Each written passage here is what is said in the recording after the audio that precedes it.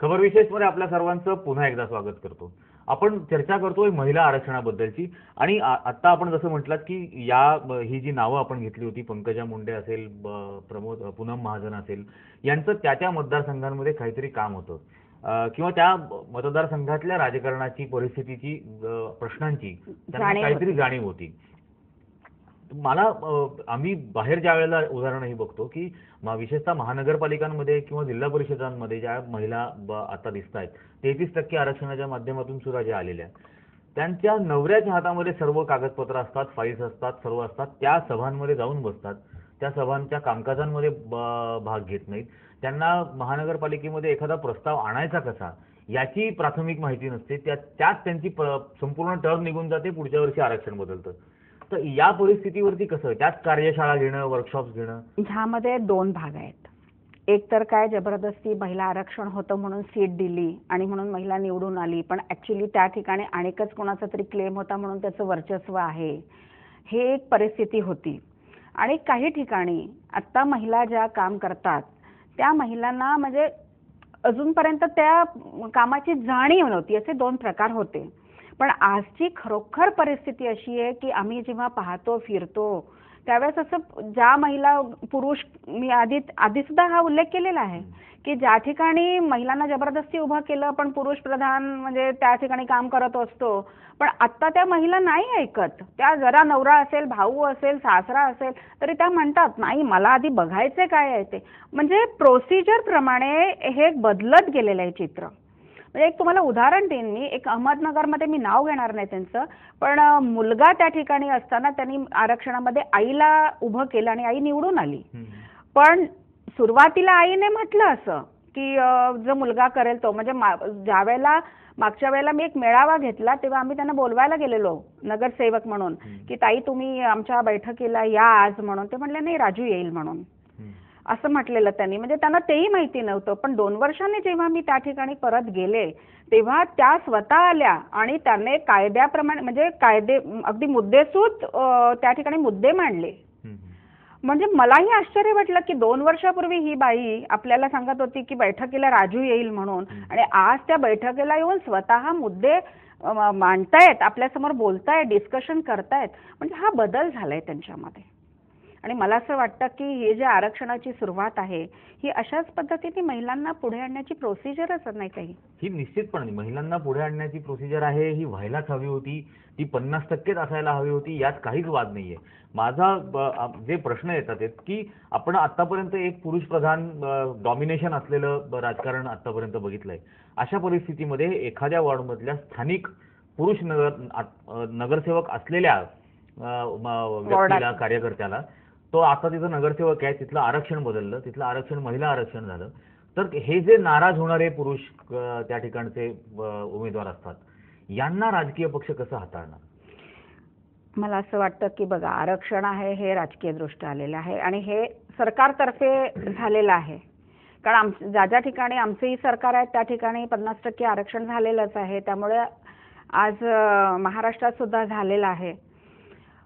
एखादा वॉर्ड पहिल्यांदी पुरुष वॉर्ड होता, पण तो आरक्षणामध्ये महिला झाला आणि त्या पुरुषाला त्या ठिकाणी बाजूला व्हायला लागलं. तर मला असं वाटतं, मी एक उदाहरण देईन तुम्हाला की कांदिवली विधानसभेमध्ये महेश भट त्या ठिकाणी होते आणि ती ओबीसी महिला झाल्या कारणाने आजच्या उपमहापौर शैलजा गिरकर त्या ठिकाणी आलेले आहेत आणि 3 टर्म त्या आहेत. आता ही 4थी टर्म येणारी त्यांची.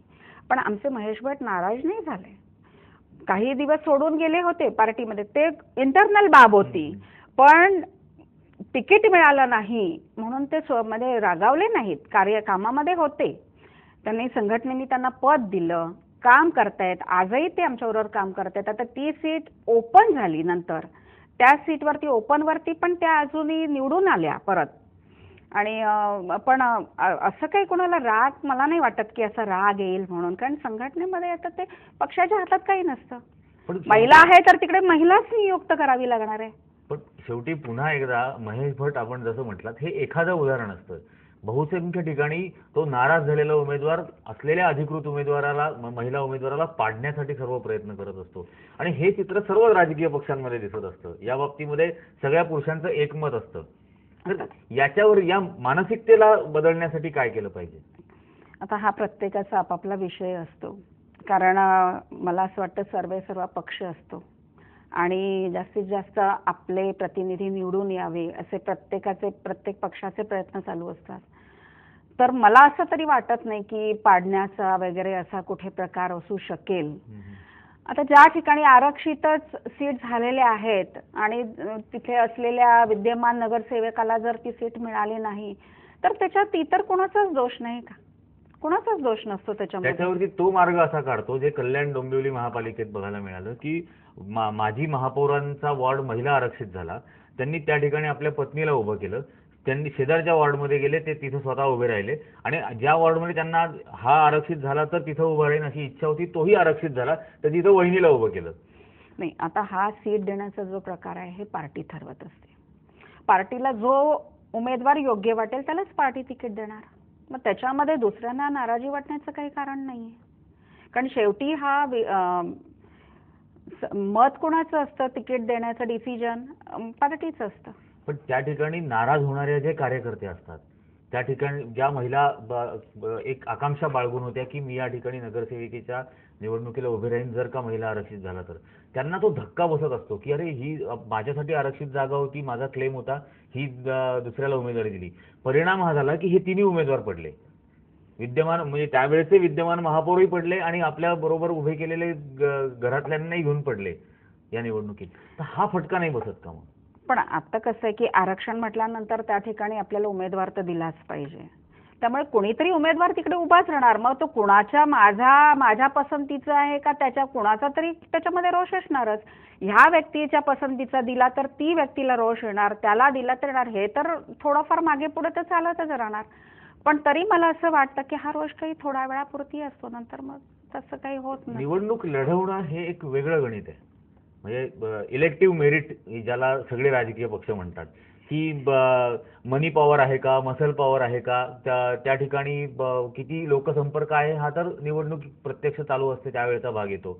पण मनी पॉवर आहे का, मसल पॉवर आहे का, जात कुठली आहे, या सगळ्या गोष्टींचा आधार घेतला जातो उमेदवारी देत असताना. बरोबर आहे. या मनी आणि मसल पॉवरला मग सर्वसामान्य ती महिला कार्यकर्ता कशी काय पुरू शकते? कसं आहे बघा, आता जरी महिला कार्यकर्ती त्या ठिकाणी उमेदवारी मिळाली तरी पण मला असं वाटतं की फार कमी असं तिला विरोध असू शकतो. कारण तिच्याबरोबरही काम करणारे कार्यकर्ते असतातच. आणि मला जर उमेदवारी पाहिजे तर माझी पूर्ण तयारी पाहिजे त्यासाठी. माझ्याकडेही तेवढीच मसल पॉवर पाहिजे. माझ्याकडे असं नाही ना की माझ्याकडे काहीच नाही आणि मी सांगते मला सीट द्या आणि मला तिकीट द्या. पार्टी ही विचार करूनच देते ना की बाई ही एखादी व्यक्ती आहे, भले पुरुष असो की स्त्री असो, पण तिची ताकद किती आहे की तिच्या म्हणजे मनी पॉवरच एक फक्त त्यातला ॲस्पेक्ट असू शकतो असं नाहीये की इतरही तिची लोकांशी असणारी संपर्क करण्याची तिची ताकद किंवा तिची बोलण्याची लोकांकडनं वोट्स काढून घेण्याची तिची पद्धत, क्षमता, या सगळ्या गोष्टी बघूनच म्हणजे तिची एकंदरीत तिच्याकडे असणारी ॲबिलिटी बघूनच पार्टी तिला तिकीट देते ना. या विषयावरती आपल्याला अजूनही चर्चा करायची आहे कारण की समानतेची संधी देत असताना त्यातून अनेक प्रश्न निर्माण झालेले आहेत. या विषयावर आपण अजून बोलणार आहोत, पण आता वेळ झाली एका छोट्याशा ब्रेकची.